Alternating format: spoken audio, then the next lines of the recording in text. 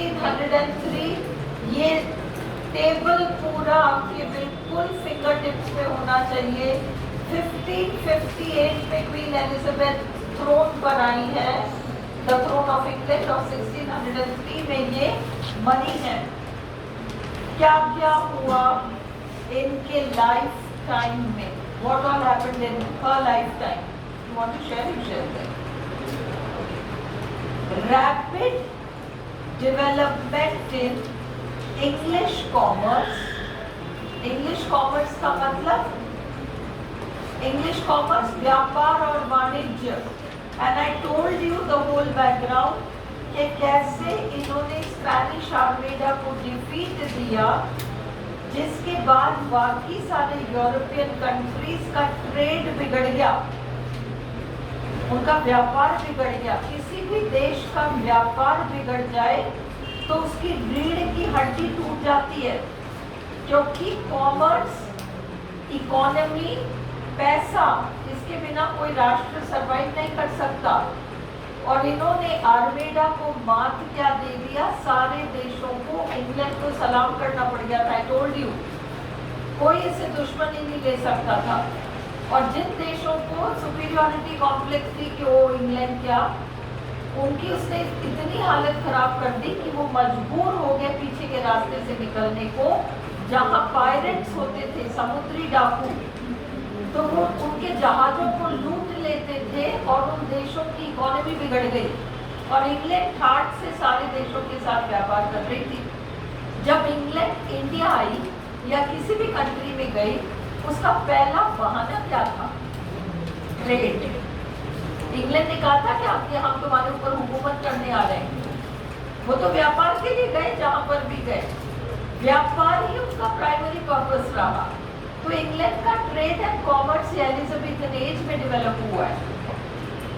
English commerce, maritime power, maritime power, नौसेना की शक्ति इन्होंने बढ़ाई। नौसेना की शक्ति इन्होंने अपने समय पर बढ़ाई। सर फ्रांसिस ड्रेक बहुत बड़ा नाम है, जिन्होंने की स्पेनिश आर्मेडा को मार दिया इनके जीवन काल में। इन्हीं के नौसेना के अधिकारी थे वो। तो you only need to know maritime power and nationalist feeling. मेरा देश महान, नेशनलिस्ट फीलिंग एलिजाबेथन एज में आया है। The next is the defeat of the Spanish Armada in 1588। You should know this, 1588 red letter day है English history में, 1588, क्योंकि उन्होंने जो काम किया वो कई सालों तक कोई भी देश नहीं कर पाया था, ना ख्वाब देख सकता था कि हम कर सकते हैं। ये महिला के लीडरशिप में ये काम हुआ है। It was a huge success.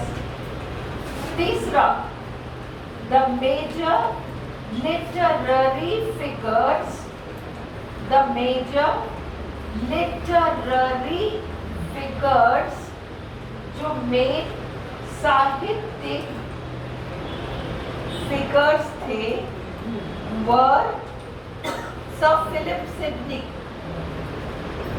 केवल नाम पता होना चाहिए आप लोगों को। क्रिस्टोफर मार्लो,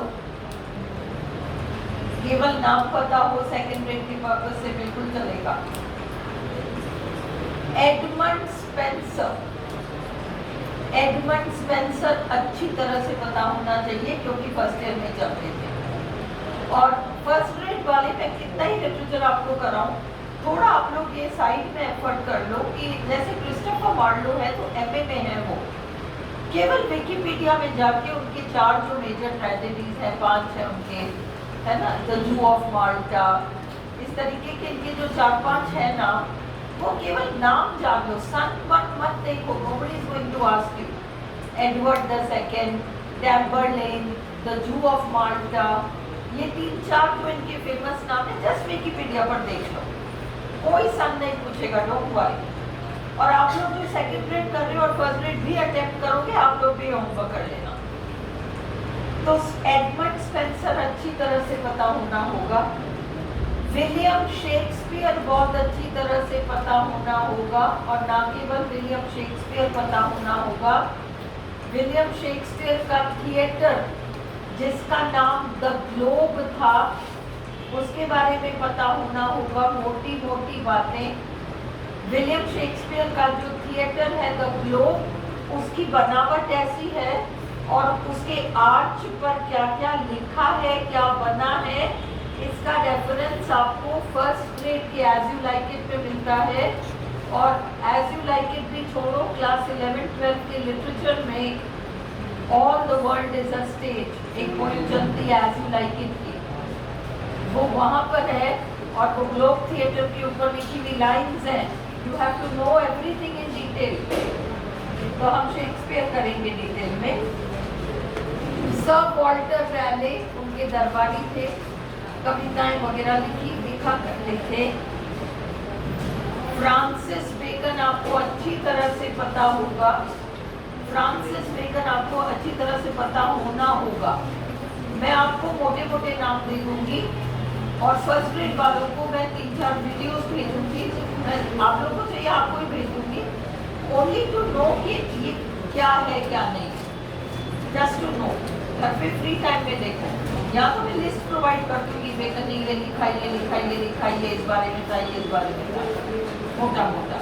वे फिलोसोफर भी रहे हैं, एसेइस्ट भी रहे हैं, साइंटिस्ट भी रहे हैं। बेन जॉनसन, और एक चीज याद रखो, लिटरेचर में 2 जॉनसन हैं, ये आप लोग की गलती नहीं है, मेरी गलती है, क्योंकि I should have specified yesterday. Literature में 2 जॉनसन हैं, एक जॉनसन JONSON है जो ये वाले बेन जॉनसन JONSON, और एक और है आपका सैमुअल जॉनसन JOHNSON, वो आपकी 18वीं शताब्दी में आई। यहाँ पर BEN JONSON बेन जॉनसन। ये सारे आपके मेजर लिटरेरी फिगर्स हैं। Edmund Spenser, best known for his work the Faerie Queene. Yesterday I explained the Spenserian stanza to you. Born in 1552, died in 1599. He invented the Spenserian stanza for his work the Fairy Queen। आपको समझ में कल आई गया, video भी डाल चुका है। It is a stanza of 9 lines, 9 पंक्तियों की stanza है Spenserian stanza, और उसकी राइम स्कीम है ABAB BCBC C। ABAB BCBC C, ये याद करना पड़ेगा।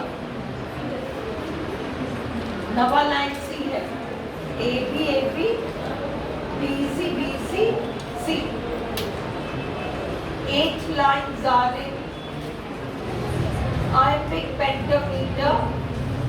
iambic pentameter में 60% इंग्लिश पोइट्री आपकी, 60 to 70% पोइट्री आपकी इंग्लिश वाली iambic pentameter में है। ये मीटर का नाम है। और पहले इटली में ओटावा राइमा नाम का 8 पंक्तियों का स्टैंजा चलता था। पहले इटली में Ottawa Raima, OTTAVA RIMA, OTTAVA Ottawa Raima नाम का 8 लाइन्स का स्टैंजा चलता था। RPSC ओटावा राइमा नहीं पूछेगी, ये पूछ सकती है कि कहाँ से 9th लाइन तो इन्होंने जोड़ा है, मूल स्टैंजा कहाँ से लिया, इटली से लिया। 8 लाइन का स्टैंजा पहले ही चल रहा था, उसमें इन्होंने अपनी तरफ से, ताकि जनता सो न सके, लंबा सा 9th लाइन जोड़ा, और उस लंबे 9th लाइन को अलेक्जेंड्राइन का नाम दिया गया है। वो लंबा नवा लाइन जोड़ा गया, और अब ये 9 लाइन का स्टैंजा आपका स्पेंसरियन स्टैंजा कहलाया। 8 lines are in iambic pentameter। पेंटा 5, 10 मात्राएं, पेंटा 10 मात्राएं, हेक्सा 6, 12 मात्राएं। इतना सा याद रखो, है ना। The ninth line is called Alexandrine and this is hexameter. मात्राएं होती है ना, तबले की ताल की तरह जो चलती है इस तरीके से, jack candle, pan of water, ये जो ताल चलता है दिस इज मीटर। तो उसको हम 10 मात्राओं में गिनते हैं तो पेंटामीटर, 12 मात्राएं तो वो हेक्सामीटर। मीटर सेकंड ग्रेड को जानने की जरूरत नहीं है अभी, इससे बोल्ड है। अगर मैं जरूरी समझूंगी टुवर्ड्स द एंड और टाइम खूब मिलेगा तब हम देखेंगे। फर्स्ट ग्रेड को पता होना चाहिए और फर्स्ट ग्रेड को पता है तो देयर इज नो प्रॉब्लम। फिर है आपका his resting place is Westminster एबे। ये याद रखो, वेस्टमिंस्टर एबे इंग्लैंड का वह स्थल है, इंग्लैंड का वह स्थल है जहां पर वेस्टमिंस्टर ब्रिज, वेस्टमिंस्टर एबे, Westminster church, Westminster hall, Westminster university, Westminster बहुत बड़ी चीज है इंग्लैंड के लिए। और वेस्टमिंस्टर एबे वो जगह है जहां पर एक गिरजाघर है और जनरली जो कब्रिस्तान होते हैं वो गिरजाघरों से अटैच्ड होते हैं और जिन लोगों को कब्र के लिए जगह चाहिए होती है वो चर्च को पैसा देते हैं, फिर पीछे कब्र के लिए जगह खरीदते हैं, कोई सा भी चर्च हो और कोई सी भी कब्रिस्तान हो। पर वेस्टमिंस्टर एबे वो जगह है जहां महापुरुषों को दफन किया जाता है, महापुरुषों को या बहुत ग्रेट पोइट्स को।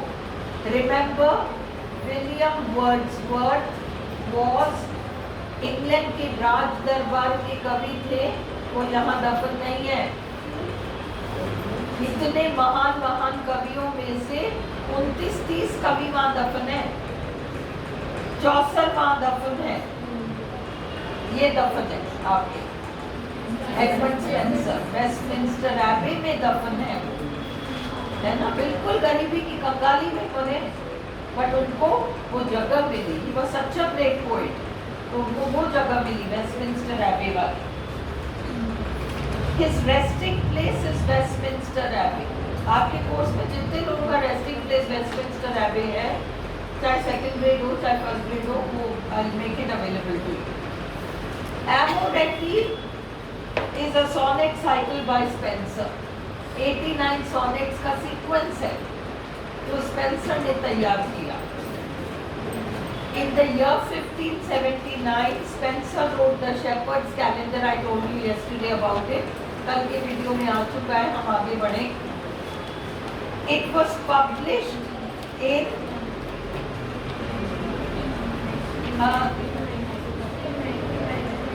ये क्या है? अच्छा, एमोरेटी, इट के आगे एमोरेटी लिखो, कंफ्यूजन हो जाएगा क्योंकि मैंने ऊपर से लिखाया था 1579, इसलिए गलती हुई है actually, it's not your fault. एमोरेटी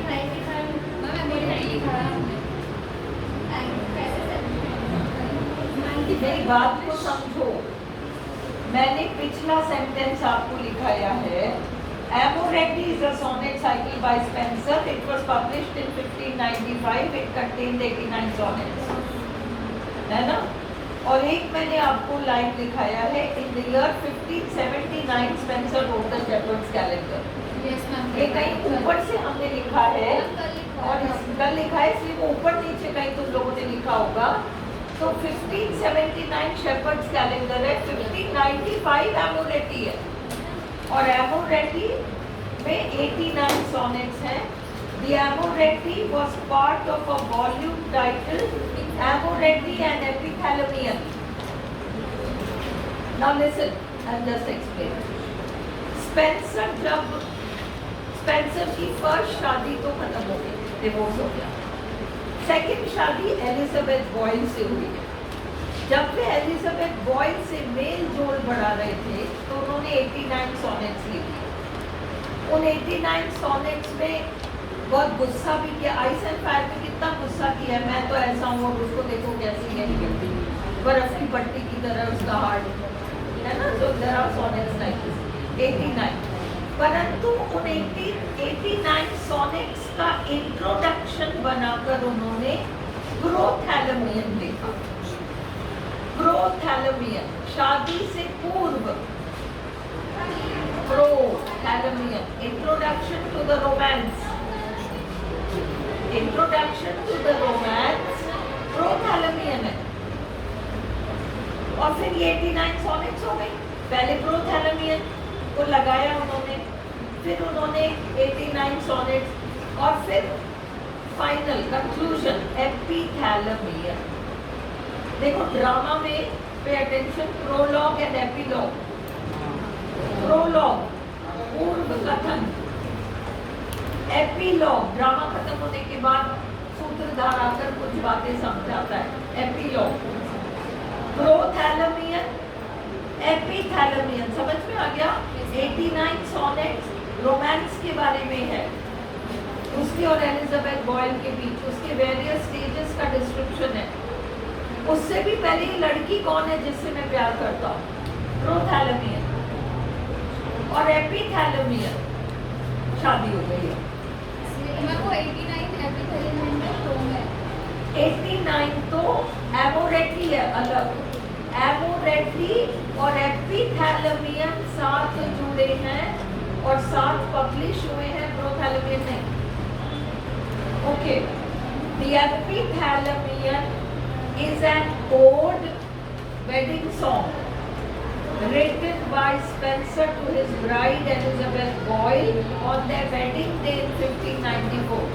शादी के दिन लिखी गई कविता है। It is a public poetic celebration of marriage by Spencer. अपने विवाह का सेलिब्रेशन स्पेंसर ने इस प्रकार से किया। Listen, दो चीजें याद रखो।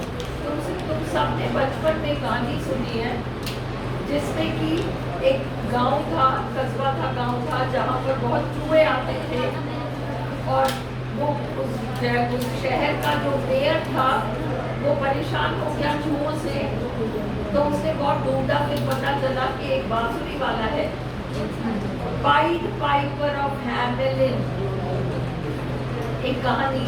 तो वो मेयर जो था वो उसने उस पाइड पाइपर को बुलाया और कहा कि हमने सुना है कि तू इतना अच्छा बांसुरी बजाता है कि तेरे पीछे पीछे सारे चले चले आते हैं, तो अब तू ऐसा कर, हमारे गांव में जितने चूहे हैं एक को भगा के ले जा। उसने कहा कि देखो मैं तो इंसानों की बात करता हूँ, तू तो चूहे लेके आ गए, तो फिर मेरी तो कॉस्ट इतनी होगी। और मेयर इतना परेशान था, हर घर में खाना वो चूहे खा जाते, बच्चों को उतर जाते, पता नहीं हर चीज का बिगाड़ा करते थे। तो जनता मेयर के पीछे पड़ी थी और मेयर ने कहा ठीक है मैं इतना दे दूंगा, 100 मैनी गोल्ड पॉइंट्स दे दूंगा, और उसने हाँ कर दी। और वो जो पाइड पाइपर था उसने अपना बांसुरी बजाया और सारे चूहे भागते चले गए उसके पीछे। वो कस्बा या शहर पूरा खाली हो गया चूहों से। और फिर वो अपनी वो रकम मांगने आया कि मेरे को दो जो आपने मुझे प्रॉमिस किया। उसने कहा ये तो बहुत ज़्यादा है। मेयर ने कहा बहुत ज़्यादा है, इतना नहीं देता, आधा लेता हो तो ले, और नहीं तो जा। उसने कहा मुझे कुछ नहीं चाहिए, कहते को चल दिया। हाँ, उसने कह दिया कि ठीक है मत दो मुझे कुछ, कि आधा भी मत दो, मैं जा रहा हूँ, क्योंकि वो चला गया। और कुछ समय बाद पाइड पाइपर ने आके वापस से बांसुरी बजाया, तो अबकी उस कस्बे के सारे छोटे छोटे छोटे छोटे बच्चे उसके पीछे पीछे पीछे पीछे चले गए, और फिर कभी पता ही नहीं चला कि वो कहाँ चले गए। जैसे चूहों का पता नहीं चला कहाँ चले गए, वैसे इन बच्चों का पता नहीं चला। फिर उसने अग्री किया कि मैं सारे पैसे दूंगा, तब वो बच्चे वापस आए। तो ये रॉबर्ट ब्राउनिंग ने लिखी है ये पाइड पाइपर ऑफ हैमेलिन, और फर्स्ट ग्रेड में रॉबर्ट ब्राउनिंग कोर्स में, फर्स्ट ग्रेड में रॉबर्ट ब्राउनिंग कोर्स में है। और आप लोगों के भी ये एजेस में तो है ही, रॉबर्ट ब्राउनिंग आएंगे से। तो ये दो, एक तो ये और एक ये तुम्हारा मदर हबर्ड, मदर हबर्ड्स टेल, ये स्पेंसर ने लिखा है, बहुत फेमस है ये। मदर हबर्ड्स कबर्ड, मदर हबर्ड नाम की वो बुढ़िया, उसकी कबर्ड में जाने कितनी ऐसी चीजें भरी रहती थी, खाली नहीं होती थी, है ना, कब भी खाली नहीं होती थी। सारे लोग गांव के सारे बच्चे उसके पीछे पड़े रहे, वो कबर्ड ही नहीं खाली होती थी। मदर हबर्ड्स कबर्ड, मदर हबर्ड्स टेल, इसने स्पेंसर ने कहीं लिखा है। तो यू शुड नो, ये वर्ल्ड फेमस चीजें हैं, ये दो चीजें यू शुड नो, स्पेंसर का मदर हबर्ड्स टेल और ब्राउनिंग का pied fibre of हैमिलिन। Mother हबर्ड्स tell, Spencer antagonise, ये व्यंग्य के रूप में लिख दिया स्पेंसर ने मदर हबर्ड को, और महारानी स्पेंसर से बहुत नाराज हो गई और बोली कि मेरा दरबार छोड़ दो। शायद उन्होंने मदर हबर्ड ना लिखा होता तो वो एंड तक महारानी के फेवर में होते। उन्होंने तो फेरी क्वीन लिखा ही क्वीन एलिजाबेथ को फेरी क्वीन बताकर, ताकि दरबार में मुझे जगह मिल जाए, और महारानी ने जगह दी। बट इसके बाद बहुत गड़बड़ हो गया और दरबार से बाहर चले गए। फिर वो गरीबी में मरे हैं। दरबार में रहने का सुख अलग है ना, और वो बाहर चले गए तो सब खत्म हो गया। हाँ, तो उन्होंने वो जो महारानी का खजांची था उसके बारे में, मदर हबर्ड्स टेल तो एक्चुअली एक सिंपल स्टोरी है ना, दैट ऑल्सो फैशन, वो भी इन्होंने लिखा है। उस स्टोरी को लिखकर और फिर उसी का व्यंग्य करके खजांची के ऊपर लिख दिया कि खजांची कितने गलत सलत कामों में कहाँ क्या पैसा खर्च होता है, ये होता है, वो होता है, भी नाराज हो गए। तो उस चीज को लेके इसकी नौकरी चली गई दरबार में। Protalarian is a poem by Spencer. It is a nuptial song, wedding song. मैंने nuptial शब्द जानबूझकर दिया है क्योंकि तुम थोड़े बड़े वर्ड जानो। Wedding song, nuptial, शादी के कार्यक्रम को nuptial ceremony कहते हैं। Nuptial song or a wedding song. Spencer's sonnet, octave and sestet को contain नहीं करता। Spencer's sonnet contains 3 interlocked quatrains. उसमें 3 interlocked quatrains है। देखो कैसे, A B B C B अगले स्टैंजा को शुरू कर रहा है, C अगले स्टैंजा को शुरू कर रहा है, सब इंटरलॉक्ड है, एक से दूसरे में मिले हुए हैं। इसमें भी A B आ रहा है ना, उसमें B आ रहा है, C भी आ रहा है, और तीसरे में C आ रहा है, कुछ और भी आ रहा है। And the final couplet, and में एक दोहा जिसका राइम स्कीम है ई। स्पेंसरियन सोनेट का राइम स्कीम रटा हुआ होना चाहिए। शेक्सपियरियन राइम स्कीम को भी रटना है जब हम कल शेक्सपियर करेंगे। Who is called the poet of poets? कवियों का कवि किसे कहा जाता है? स्पेंसर को। किसने स्पेंसर को ये नाम दिया? चार्ल्स लैम्ब ने ये नाम दिया। चार्ल्स लैम्ब आपकी 19वीं शताब्दी है, स्पेंसर आपकी 16वीं शताब्दी है। 300 सालों बाद चार्ल्स लैम्ब ने स्पेंसर को पोएट ऑफ पोएट्स का नाम दिया। Who called Spencer poet of poets? Charles Lamb। कल हम शेक्सपियर करेंगे और एडजंक्ट के एग्जाम्पल्स करेंगे, पर छुट्टी रहेगी।